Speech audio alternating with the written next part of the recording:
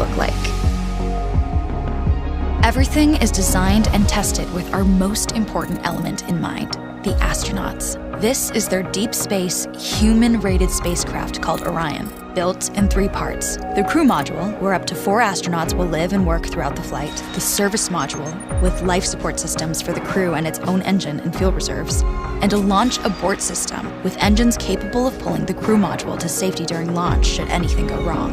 To accomplish the task of launching our crew and heavy payloads, NASA is building the Space Launch System, comprising of a cargo hold, an exploration upper stage, a massive core stage, and 2 extended solid rocket boosters. Altogether, this is the world's most powerful rocket, and it exceeds the legendary Saturn V of the Apollo era in numerous ways.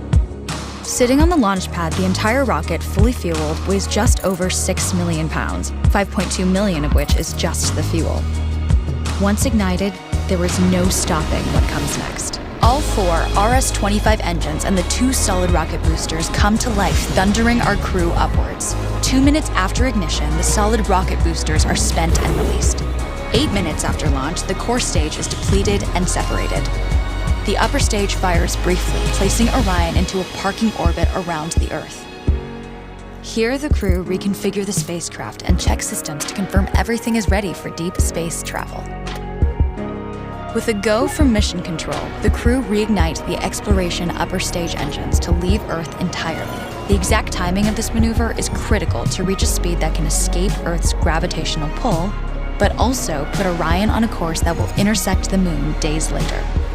Once this burn is complete, the upper stage of the SLS is jettisoned and the crew aboard Orion coast for several days toward all that awaits them at the Moon. Approaching the Moon, we see the fundamental differences between Artemis and Apollo.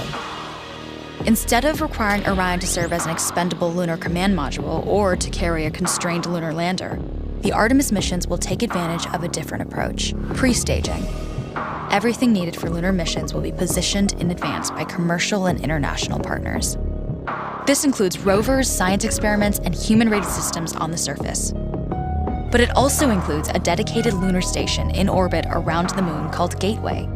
Here at this station, we can pre-stage a robust lunar lander and establish a strong communications relay. Designed with open standards, the Gateway can be expanded as new missions and partnerships develop, allowing multiple human missions on the Moon at the same time and enabling ongoing science to be conducted even between human missions. The Gateway is also capable of adjusting its orbit to allow access to every part of the Moon, something the Apollo missions could not do. But the real key in this approach is placing Gateway in a unique halo orbit to perfect the maneuvers needed for Mars missions. And with the growing list of commercial and international opportunities, Gateway is the ideal hub between Earth and all that lies beyond. Returning to our crew as they approach Gateway, the Orion must match the elliptical orbit of the station in order to successfully dock. Once on board, pre-selected crew members transfer to the lunar lander, while those assigned to Gateway remain on station. The lunar lander system itself is built for 3 unique steps: descending from the halo orbit of Gateway down to a low lunar orbit, descending from low lunar orbit to the surface, and once the lunar mission is complete, launching from the surface of the Moon and ascending all the way back to the orbiting Gateway.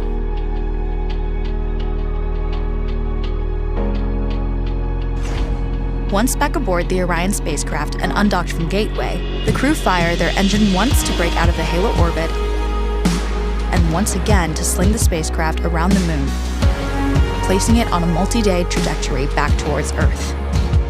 As they near the end of this journey, the service module is released, and the crew module is oriented heat shield first.